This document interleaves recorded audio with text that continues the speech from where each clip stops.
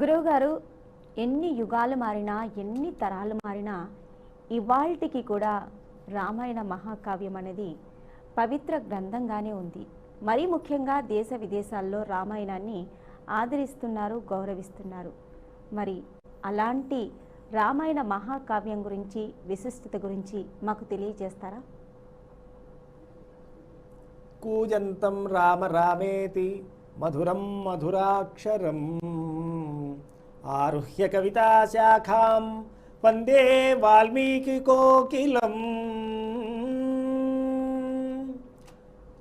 అసలు ఎంత బాగా రాశాడండి వాల్మీకి మహర్షి రామాయణాన్ని. రామాయణం మనందరి జీవన విధానాలకు పనికొచ్చేటువంటి మహత్తరమైనటువంటి కావ్యం. మనం సుఖంగా జీవితాంతం బతకడానికి దారి చూపించేటువంటి కావ్యం. మనం నమ్మి కొలిస్తే రామభద్రుడు ఇంట వెంట జంట కంట ఉండి మనల్ని కాపాడుతాడన్న సత్యాన్ని మనకి తెలియజెప్పేటువంటి కావ్యం అది. రామాయణాన్ని సరిగ్గా చదివి ఆకళింపు చేసుకున్నట్టయితే ఇక ఎలాంటి పర్సనాలిటీ డెవలప్మెంట్ కోర్సులకు డబ్బులు పోయాల్సిన పని లేదు.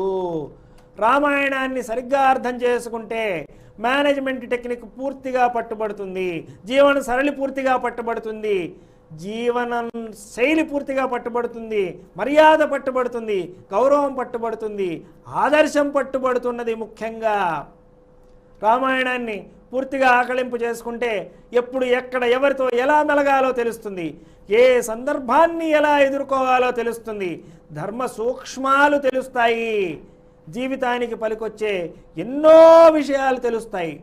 అమ్మా నాన్నల్ని ఎలా చూసుకోవాలో తెలుస్తుంది, బిడ్డల్ని కంటికి రెప్పలా ఎలా కాపాడుకోవాలో తెలుస్తుంది, భార్యని ప్రాణప్రదంగా ఎలా చూసుకోవాలో తెలుస్తుంది, అన్నదమ్ముల్ని అక్కచెల్లెల్ని ఎలా చూసుకోవాలో తెలుస్తుంది, మన చుట్టుపక్కల ఉన్న వాళ్ళతో ఎలా మెలగాలో తెలుస్తుంది, ఎవరి మనసు ఎలా ఉంటుందో తెలుసుకోగలిగేటువంటి ఔన్నత్యం మనకు కలుగుతుంది.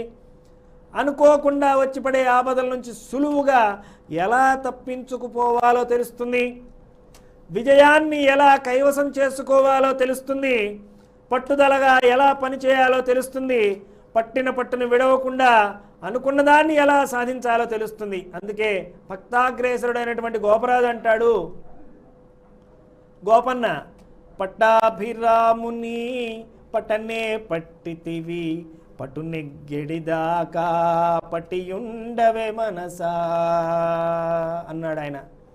రామాయణాన్ని పూర్తిగా చదివి లేక ఎవరైనా నా బోటి వాళ్ళు చెబుతుంటే విని తెలుసుకొని ఆకళింపు చేసుకున్న వాళ్ళు చుట్టుపక్కల ఉన్న పరిస్థితుల్ని, వ్యక్తుల్ని చక్కగా అర్థం చేసుకొని అందరినీ కలుపుకోగలుగుతారు. అందువల్ల మన ఇంట్లో తప్పనిసరిగా రామాయణం ఉండి తీరాలి. మనం రోజు ఎంతో కొంత భాగమైనా సరే ఇంటిల్లిపాది ఒక చోట కూర్చొని పారాయణ చేయాలి. ఇంటి పెద్ద పారాయణ చేస్తుంటే, లేదా పిల్లవాడు చేస్తుంటే, లేదా ఆ ఇల్లాలు చేస్తుంటే అందరూ వినాలి చక్కగా. లేదంటే చక్కగా చదువుకొని అర్థం చేసుకోవాలి. మన పిల్లలకి నేర్పుకోవాలి. ఎక్కడికైనా వెళ్ళినప్పుడు ఎవరికైనా ఏదైనా బహుమానం ఇవ్వాలంటే రామాయణాన్ని, ఆ రామాయణ గ్రంథాన్ని తీసుకెళ్ళి బహుమతిగా ఇవ్వండి. ఏమాత్రం సందేహపడకండి ఈ విషయం గురించి, మొహమాట పడక్కర్లేదు. మీరు అలా ఇచ్చి చూడండి. మొదట్లో కొంత విచిత్రంగా చూసిన తర్వాత దాని మహత్తును అర్థం చేసుకొని వాళ్ళు మిమ్మల్ని ఎంతో గౌరవంగా చూస్తారు. జీవితాంతం వాళ్ళు మిమ్మల్ని గుర్తుపెట్టుకుంటారు. అంతా రామమయం కావాలి, ఈ జగమంతా రామమయం కావాలి. ఇదే మన యొక్క ఆకాంక్ష, ఆశ. శుభప్రదంగా మనం ఇవాళ చక్కగా సీతారామచంద్రమూర్తులకు కళ్యాణోత్సవాన్ని జరిపించుకోవడం లోక కళ్యాణం కోసమే, మనందరి కళ్యాణం కోసమే, మనందరికీ మేలు జరగడం కోసమే. శుభం భూయాత్.